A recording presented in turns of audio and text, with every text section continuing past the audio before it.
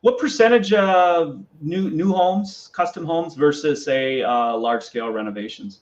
That's a good question. It definitely varies, but I would say if I'm looking at just pure revenue stream, probably 60-40, 60% new build, 40% rent. Yeah. Okay.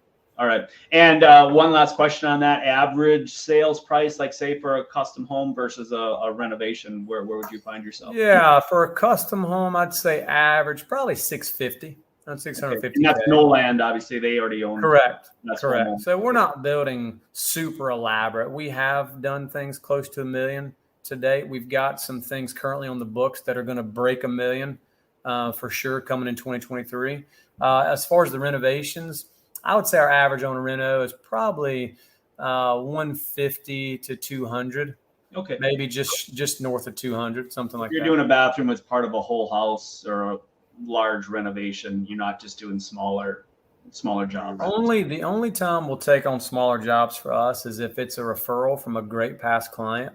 Obviously, I think that's one thing too to note as a builder. You never want to lose that network of a really great client if you can fit it into your business model with capacity. And I think that's the thing that you have to know, which we can talk about this later, but that's one of the systems that we've implemented through the APB is a capacity, calendar that really maps out where are we at, what can we do.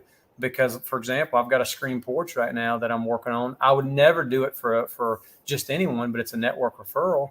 And the capacity calendar has some slots available. And so I'm able to, I know with confidence we can squeeze that in there. We can take care of a great customer and keep that network referral going.